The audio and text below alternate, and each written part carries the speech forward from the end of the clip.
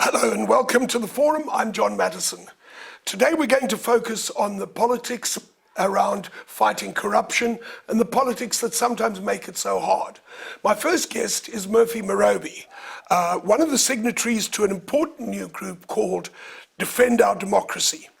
Murphy was a student leader in Soweto in 1976, and he was later a key leader in the United Democratic Front in the 80s, and he's played various roles since 1994, and he's been known as a person of integrity throughout that time.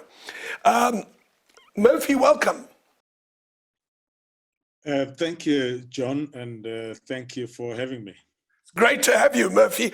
The other members of this group are from all sorts of groups. The Thabo Mbeki era, like Frank Chikane, people from the Kathrada Foundation, but also members of other political parties, people like Mmusi Maimane, who used to be the DA leader, and people from no political party. So it's quite a diverse group. Well, it is diverse and in itself reflective of the nature of the challenge and the difficulties that the country finds itself in right now. And in fact, the approach of mobilizing in the broadest possible fashion is born out of our own experiences that if you really want to make change, you need to broaden, in fact, your alliance of forces, especially where there's a commonality of understanding of what the problem is. And therefore, staying in our little corners is not going to be able to help us in dealing with this specific issue of corruption. Now, from reading your sort of founding document, it seems that the impetus for your movement, your organization, was Jacob Zuma's refusal to accept constitutional requirements and to fight against the judiciary and the constitution. Exactly. I think, you know, when in political or social initiatives emerge, there's always something that spurs them on, even if, in fact, there could be many other factors that have got us to this point. Right. But this particular instance, you know, we actually felt that we can't be bystanders when what we fought for all these years is being eroded right in front of our eyes. And we just stand back indifferent and allowing people just to ride roughshod over our nascent democracy. I call it nascent because, you know, the life of a country in terms of democratic construct, 20 years is still a young democracy. Right. So to that extent, our feeling, and certainly my feeling, was that I want to be amongst those who will be counted as having stood up when the time came and when the call is made that South Africans who believe in the future of this country must come back into the trenches to help reverse, in fact, the tide of undemocratic behavior that is now attacking even our judiciary, which was generally held as being one of our last bastion of protection against any incipient malpractices in society. Now, 5 years ago, which was also a local elections year like this year is, a group came together, I think you were part of it, the sort of ANC elders who were opposing Zuma while he was still in office, and they had quite a powerful impact. This seems a bit like something similar. Do you see it as in the same spirit? I think I suppose it's always important to have a historical view of these issues and the progression that, in fact, some of these developments take. And to the extent that there is a name attached to the malice called Zuma, to me, that is more a representation of a much bigger problem. And the fact that a Zumaic behavior and tendencies arise is because there are certain conditions that prevail in our body politics that create those kinds of people to come to the fore. And to the extent that we have to target something, it becomes, in fact, a representation of that which he needed to challenge. And in the early years, it was really more to do with more specific ANC-related issues, where it had to do with the rebuilding the ANC, with the corruption issues that, in fact, were manifest, at least amongst a number of ANC individuals in key positions of government and society, and that the Gupta, in fact, story just actually took it to a higher level. And invariably, we had to take a position. Now, there is this whole question about comradeship. People actually feel that if one of you does something wrong, you always close ranks. But on the basis of the values and the principles that we believe, the Freedom Charter was based on, and the basis on which the ANC, over its many years of struggle, conducted the struggle with clear values and principles. This, in fact, was a period when those were being completely, in fact, undermined by one of us. And that's what makes it difficult, because then if you have to have a struggle to fight against that, it ends up pitting brother against brother, sister against sister. But I always believe that as long as the values and the principles are clear, it wouldn't matter who's on the other side. Now, in your founding document, you refer to this as a purposeful cartel. So it's more than just one person now. And I mean, that purposeful cartel fighting against democratic values is inside the ANC, isn't it? Yes, definitely. I think the thing, historically, the ANC, I always looked at the ANC as an organization that has grown to be almost, if you think of a wall-to-wall carpet, if you have it in your house, things are going to spill on it, you're going to walk on it. In fact, even some of the, even all kinds of things will manifest in that carpet if it does not get cleaned. So the ANC is one of those organizations that is so big, and that with other parties being small, South Africa then gets into a situation where you have one very dominant party. And if you get to that point, if you think about how democracy actually evolves, in itself, even though it is always important to win an election to be the dominant one, but being too dominant itself also carries the roots of anti-democratic behavior, because then you feel so strong that you don't take criticism, then that you stop listening to what other people say, you become less and less responsive. And in that way, in fact, any party, if it reaches a stage, it will need to have some serious rethink and renewal of its internal processes, of the way in which it relates to the people it purports to represent. Right. Now, this organization, Defend Our Democracy, I mean, it's clear what's driven you to become involved, but I'm not sure it's clear how, what its aim is. Where are you going with this organization? What can we expect? Well, we would not call it, we don't call it an organization.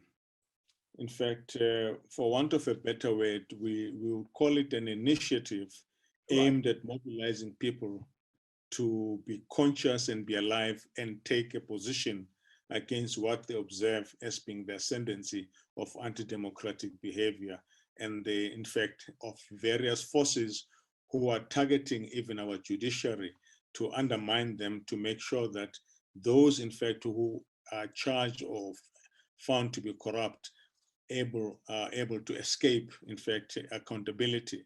And it was clear that this was becoming a very strong body of forces that is moving in that direction, and represented by some of the people you see, in fact, whether it is Mr. Zuma, whether it is Mr. Magashule, and whether it is a lot of the others that have been exposed through the Zondo Commission, that in itself actually tells you, gives you a sense of the scope and the scale of the challenge that the country is faced with.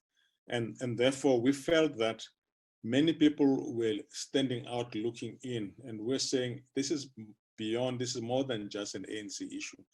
This is a societal issue, it's a country issue. It needs people to find the space and the scope to come together and put a position that will actually put whoever is governing us on notice that the people cannot stand this any longer.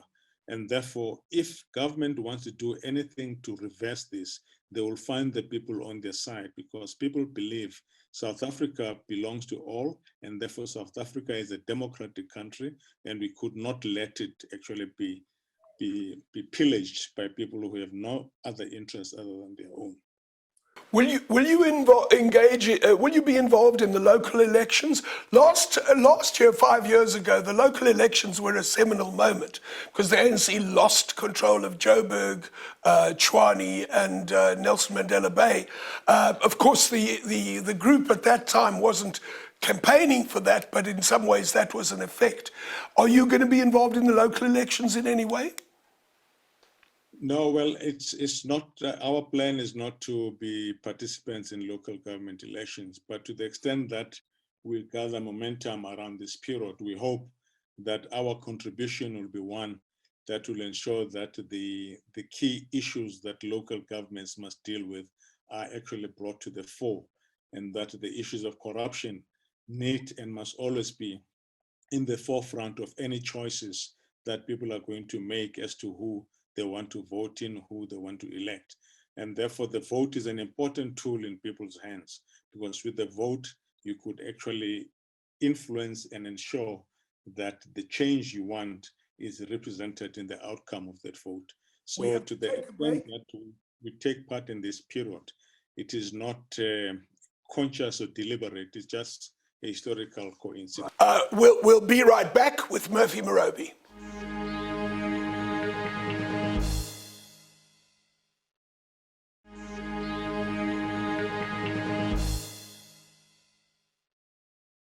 And we're back talking to Murphy Morobe about the initiative known as Defend Our Democracy. Murphy, I mean, you've been involved in very creative ways of dealing with political problems. I mean, from Soweto 76, which was a whole new idea, then the UDF, which was a whole new idea, then the Elders 5 years ago. How do you see this political moment in South Africa? It seems this is, again, different. It is a very different moment, and I think that it is made even more so by the advent of COVID, and what its impact on society, on families, on individuals, and let alone the economy as it is. And therefore, what we then find is that some of the issues that really would have been hidden have been really brought to the fore in a very stark way to indicate that our society really needs to double up the effort of transformation and change. Now, where I come from in terms of my own background, I believe that it is very important that we inspire activism across the board to support programs of action that communities can undertake, so that we actually begin to disabuse ourselves of the notion that we are sitting in our squalid conditions. Somebody is going to come from Pretoria to solve our problems. Right. In fact, that to me is disempowering. You need a country where ordinary people can be in charge of their destiny and feel they are, and feel that they themselves must be party to actually designing and fashioning solutions to deal with their conditions, and not be spectators, always waiting for this notion of service delivery. Somebody is going to deliver something and you just are a recipient of that largesse. So it's about inspiring confidence, and to counter, these days, in fact, there are so many so much populism that is actually straddling the political stratosphere. And some of the populism has got very deep elements of potential destabilization of states and governments. And you see this globally, and South Africa is no exception. And therefore, it is important that the people become more and more organized, and that their issues are given a high profile in the program of anybody that they're going to be electing in the forthcoming local government or even national government election. So so clearly, I think getting people broadly mobilized in communities, organizing in community structures, accepting that local government has got its own structural system in terms of wards, etc. And obviously the organization of communities would tend to mirror that, so that there's interface and interaction with communities at every turn. So for me, it's about getting people organized to fix their own situations in their communities. What does that mean for the ANC? I mean, there are a growing number of people who say that to fix South Africa, the ANC needs to split. Well, I mean, yeah, well, I think there are different extremes. There's one extreme that actually says ANC cannot and should not change, but the material conditions are going to dictate in which direction the ANC goes. And right now, the material conditions are such that there's high rates of unemployment, there's significant community destabilization, crime rates are high, the law is not seen to be effective in coming to the side of the people. The service, infrastructure breakdown across the length and breadth of the country. So those are the conditions that anybody, whether it is the ANC or anyone who is in power, will be faced with right now. So to the extent that they're able to come up with solutions that speak to those issues that affect people, they will become irrelevant if they fail to do so. So that could cause splits, that could cause disagreements. But as someone said, I think I had one of the analysts making a very important point, saying that the problem now with these so-called factions in the ANC, they are projected as people fighting amongst each other without any clear idea as to where are the policy discussions taking place, so that if the divisions were to be pure on policy basis on how to implement things better, it will be understandable and better to deal with. Right now, it is actually, there's a Zulu saying, which means someone is pointing at someone's eye and another one defends their eye, and there's no one who's looking at the interests of the people.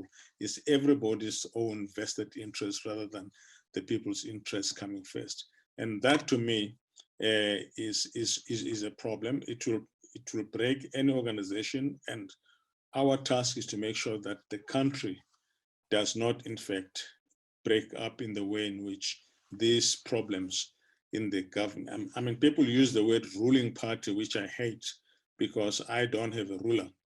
I have a party that is elected by people and given a mandate to govern on behalf of the people, not to rule over them. So to the extent that people feel empowered, I think people must actually feel free to organize themselves and challenge any authority that does not represent and meet their interests. Right. I wasn't planning to raise this, but, I spent the last couple of years researching a book, Cyril's Choices, while Zuma was still president. What I wanted to understand is where we went wrong. And what I discovered is, in terms of job creation in South Africa, there are some things that are difficult, but there are a lot that are obvious. If you do the right things, you will get job creation, you'll get growth, you'll get good jobs. And yet, so many times in government and in the ANC, that doesn't happen. I don't know if you've thought about that. Where would that change come from? I mean, the solutions to job creation are there. People in South Korea did it. People in China have done it. People in India have done it. And it doesn't require autocracy. It can be done in democracies too. And yet, it seems like there's no real debate about those things that gets anywhere, that impacts the politicians. Which is a point I'm making, that these internal party issues are distracting from the real debate that must take place. And for those debates to take place, it basically means that a party as strong as the ANC also needs to grow up and understand that it alone would not have the answer and the solutions to everything. It should consider itself as being facilitative and allowing for the creativity of South Africans to come to the fore and feel welcome to come to the fore, to contribute, and not feel that they're being shut out by, in fact, the over-dominance of a particular party, in this case, the ANC. So being a party that actually embraces the ideas of people's democracy, right, it should actually come naturally to the ANC to want to consistently broaden, in fact, the space for participation for the broadest possible number of people. Get the universities to feel they are part of the mission to create those academic spaces for people to do inquiry, to come up with ideas and solutions that can then be translated into practical policy considerations. So for me, that is an attitude issue that needs to change, because if it doesn't change, you'll have the constant debate about those who are elected not being representative of the interests of the people. You raised the universities. We're running out of time, but as a former student leader from the great days of 1976, what do you see when you look at what our students are doing these days? Look, I mean, I think students do what students always do and what students must always do, because students are part of the young generation.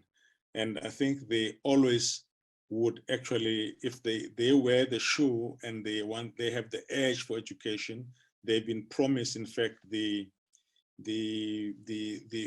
resources that would enable them to attain, those new skills and be able to operate in a modern society. So to the extent that there's a disjuncture between the promises that the political sphere and the desire of students and schools to be able to provide education, that will always cause tension. And I think that students will always be the lightning rod for dysfunctionality at that interface between policy and implementation. And, I think it's only the politicians who got themselves far from the real issues who will feel threatened by it. And I think that it is important that students are understood that they have rights as well, and they must, in fact, constantly raise issues. We did it in our time.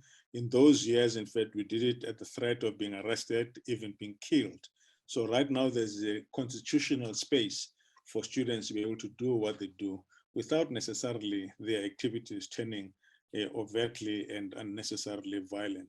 So their protection is very important, and the authorities then also need to learn how to manage, in fact, students protesting and demonstrating in a democratic environment. We're almost out of time, but we've really only got just 20 seconds. But I just wanted to ask you, what's your focus going to be? What's the next thing we'll see from your initiative?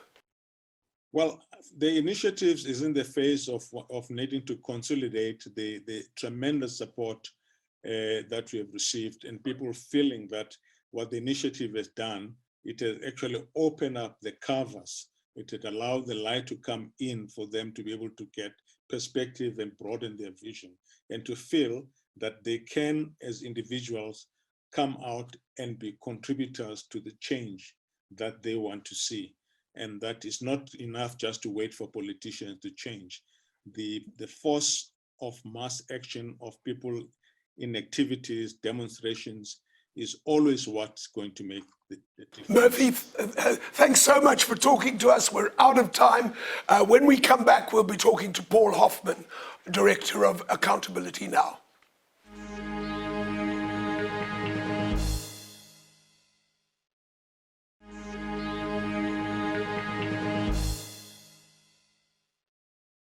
And we're back talking to Paul Hoffman, the Director of Accountability Now. Paul, welcome. Thank you for the opportunity, John. Good to speak to you again. Paul, you were, before we get on to the current issues, you were one of the lawyers in a landmark case, the Glenister case. Just explain why that's critical to what we're doing now. Well, the reason why we got involved with the Glenister litigation, which involved 3 visits to the Constitutional Court, which is something that no other litigant has ever done, is that you cannot have a successful human rights culture in a country in which the public coffers are being bled bare by grand corruption, kleptocracy, and, as we later discovered, attempts at state capture as well. Right. Your anti-corruption machinery of state is in the front line of seeing to it that the state does what the Constitution requires, which is that human rights be respected, protected, promoted, and fulfilled. So what did this case do? What the case has done over the course of the litigation is to produce a recipe for successful anti-corruption machinery of state. Unfortunately, the Zuma administration had no appetite for successful anti-corruption machinery of state, and it did the absolute bare minimum in a rather futile attempt to create efficient and effective anti-corruption machinery of state. In fact, it seems that quite the opposite was what was required by Mr. Zuma and his henchmen in order to enable them to enjoy their looting with impunity. Paul, but I think, sorry, Paul, to interrupt, but I think everybody will understand if we say that the case said that the attempt to replace the scorpions with the hawks was not constitutionally acceptable because the hawks weren't independent. Is that correct? Yes, that is what happened in the second Glenister case. Right. And that was followed by more litigation because the attempt to address that issue on the part of the legislature and the executive was rather puny. So what we have out of the Glenister case that is useful today is that that recipe still exists. If you want your anti-corruption machinery of state to be successful, it has to be what we're now calling STIRS compliant. STIRS is an acronym that's been developed to save a lot of ink and a lot of words. It stands for specialized, trained, independent, and that is independent both operationally and structurally, resourced in a guaranteed fashion, and secure in its tenure of office. STIRS is what your anti-corruption entity needs to be, and if it isn't, then you are not going to succeed in countering corruption. Now, am I right in thinking that there is new hope?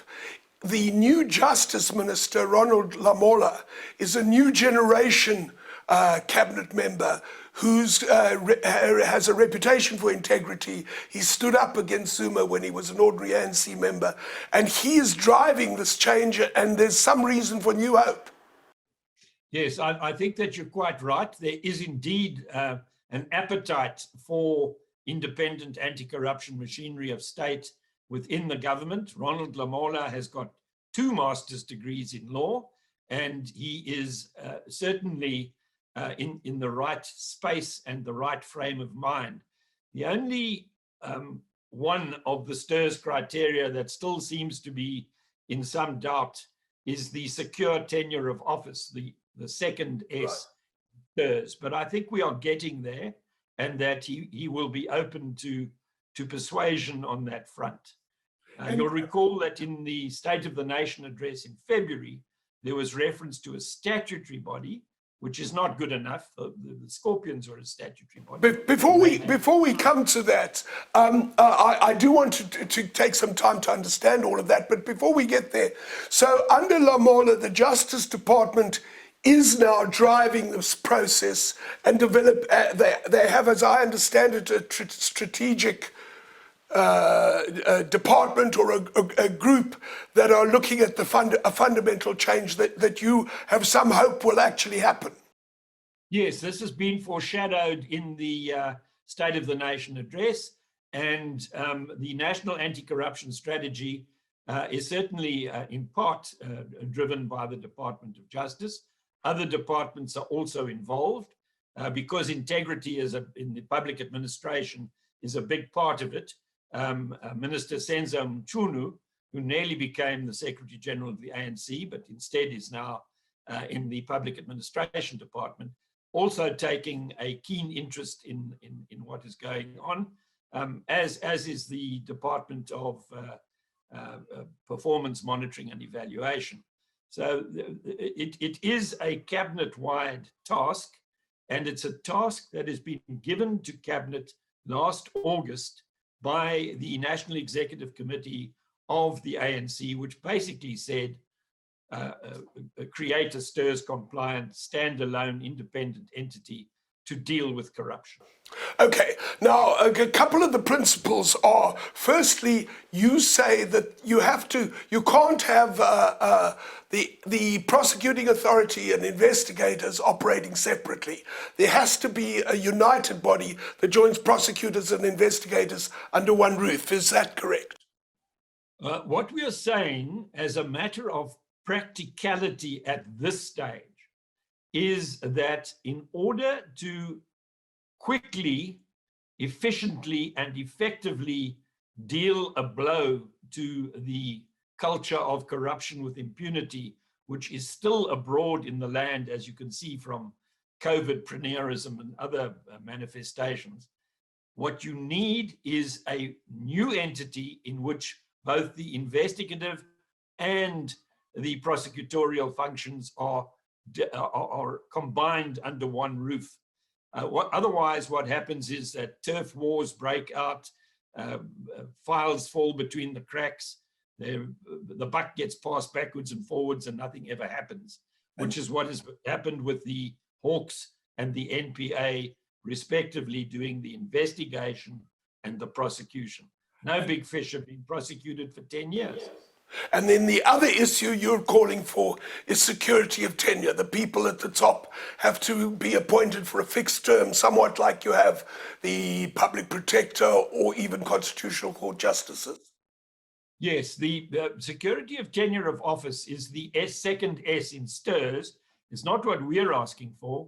It's what the court has laid down as one of the binding criteria for effective and efficient anti-corruption machinery, which without which you cannot succeed as a constitutional democracy that respects you. Right. Now, for this to all happen, you're saying it's not good enough just to do it by statute, in other words, by law.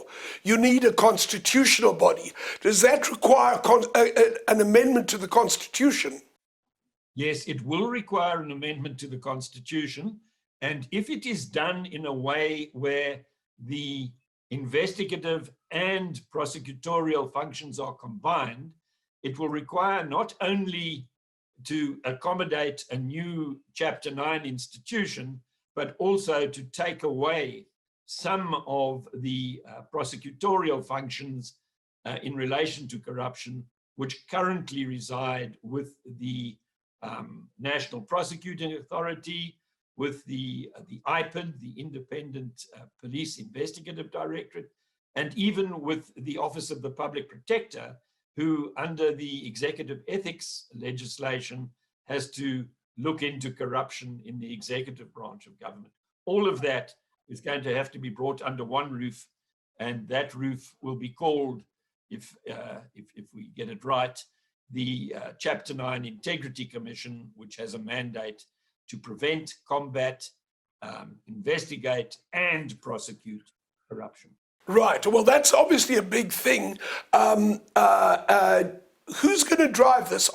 Is it realistic? Will we get that constitutional change? I mean, an amendment, there are a lot of people who are very resistant to amending the Constitution.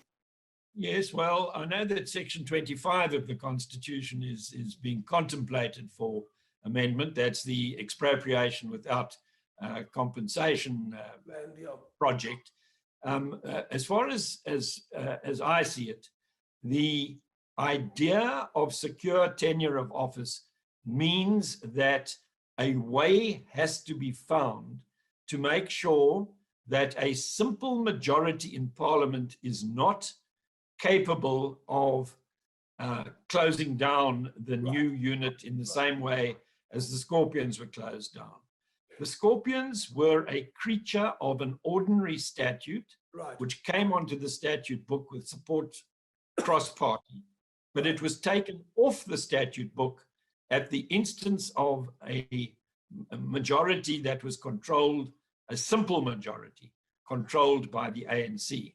And we don't want that to happen again, because we at least are smart enough as a nation to learn from the mistakes that we make, and we're not going to make the same mistake again by creating new Scorpions that are just as vulnerable to being closed down as the old Scorpions were.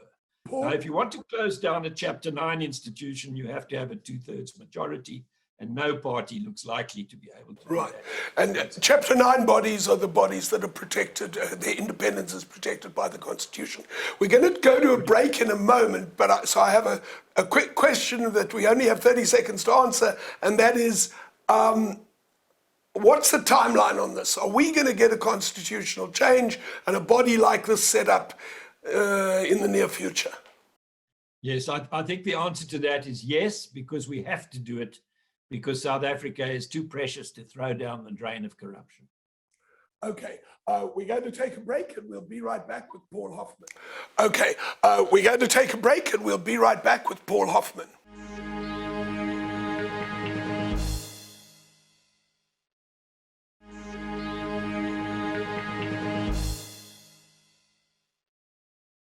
And we're back talking to Paul Hoffman, one of the directors of Accountability Now. Paul, we're talking about a constitutional change. That raises the question, I mean, there are other amendments that people want, including the proportional representation system, the list system. In other words, our electoral system, which has come under a lot of criticism. Do you see this debate taking longer, expanding into these things? I mean, are we talking about months, years, or decades? It depends on the level of cooperation that is capable of being generated in our multi-party parliamentary system. When the Scorpions were closed down, it took from December 2007, when the ANC made the resolution to dissolve the Scorpions, until February 2009 to get it right. So that was more than a year, and that was in the face of very stern opposition. If all parties, and I think all parties of goodwill, will support the creation of the Chapter 9 Integrity Commission, if there is that kind of support and not a lot of argy-bargy and fighting about it, then it can be done this year if the necessary will and skill. But the real political delay or blockage is likely to be inside the ANC, isn't it?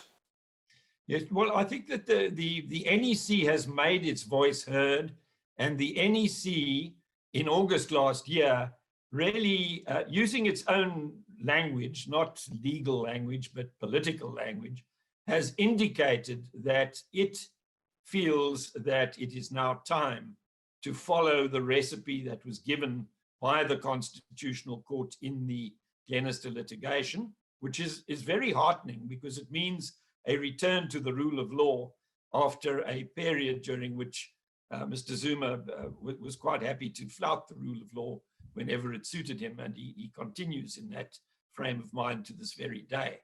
So with the NEC already giving an instruction to Cabinet to urgently create this new entity, I foresee that it will be possible with cross-party cooperation to make it happen this year. It is a project that the New Dawn is really about. And if it is done with the necessary cooperation across party lines in Parliament, it can be done quickly. And yeah, I mean, that does depend on the factionalism in the ANC being contained, as we see some indications that it is being. And of course, that's linked to this whole question of people being prosecuted, who, as you say, are the big fish. Do you think that the National Prosecuting Authority, you've talked about its limitations, is it really working? I mean, we brought in different leadership. It's now more independent than it was a few years ago, but I think the public are very frustrated.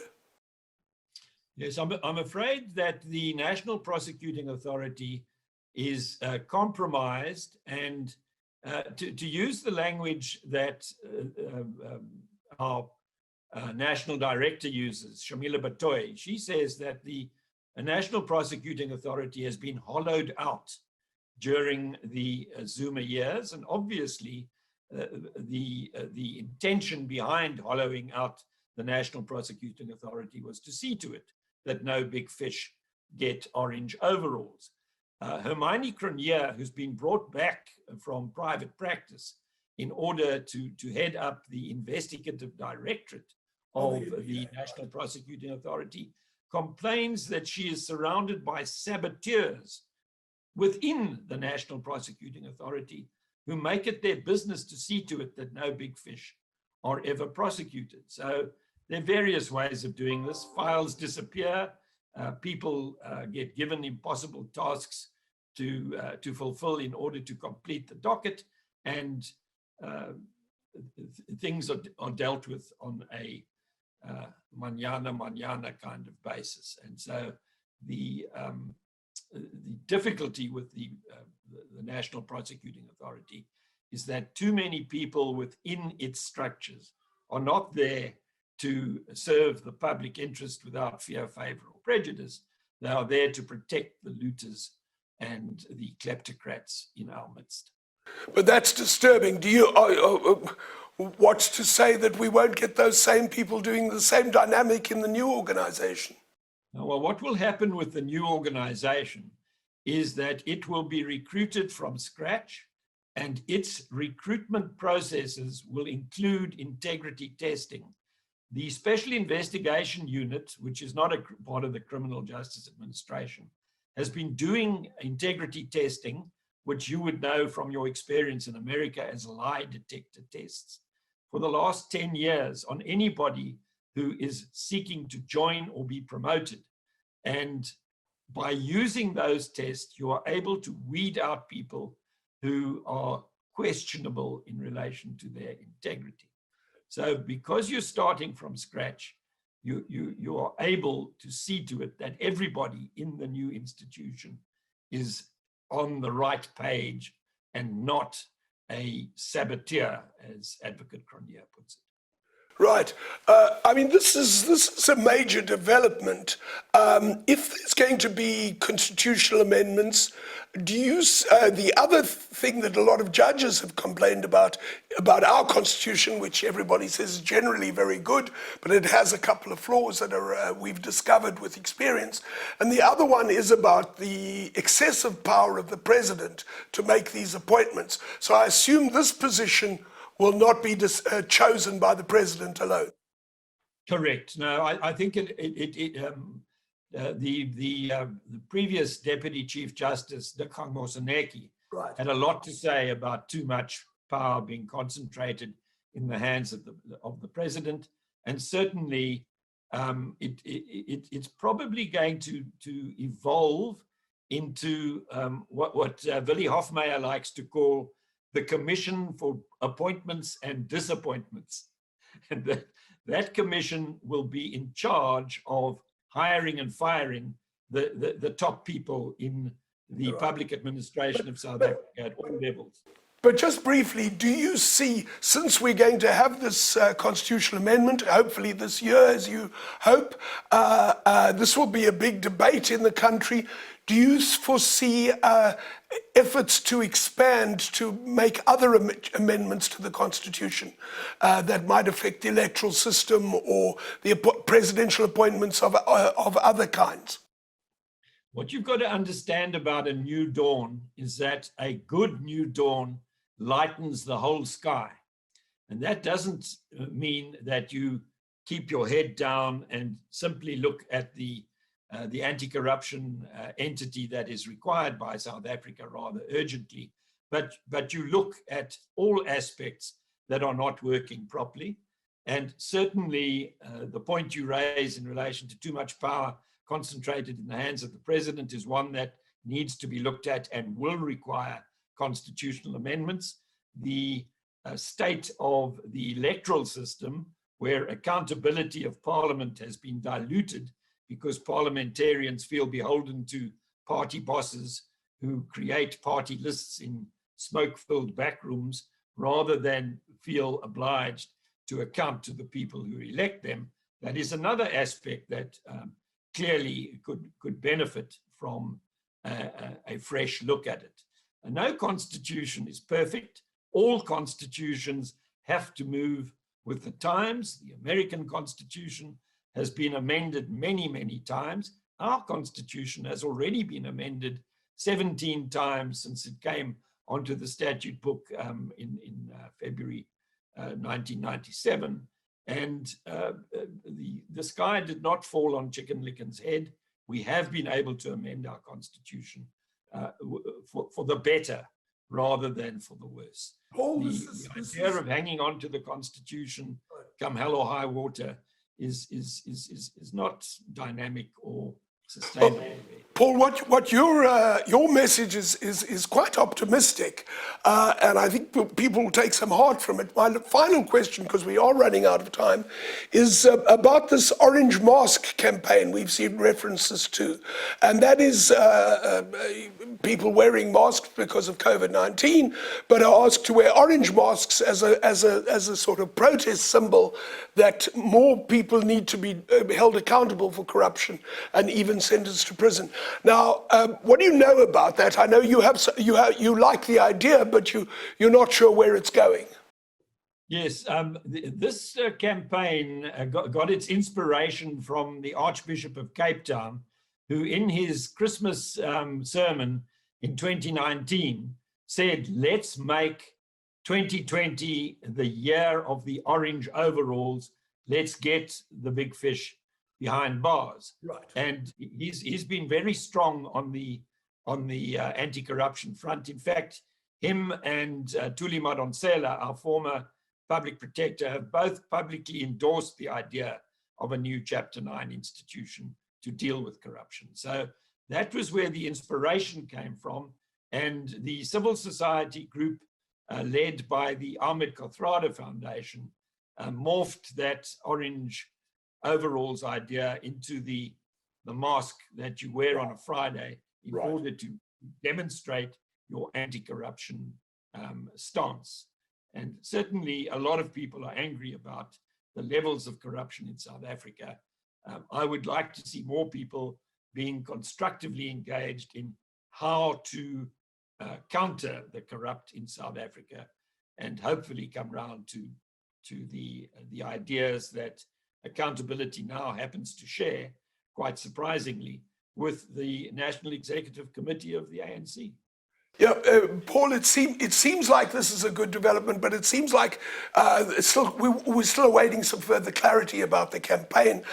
That's all we have time for. Thank you, Paul. Paul Hoffman, Director of Accountability Now. That's all we have time for tonight. Thanks for watching. We look forward to seeing you again next week on the forum. I'm John Matisonn.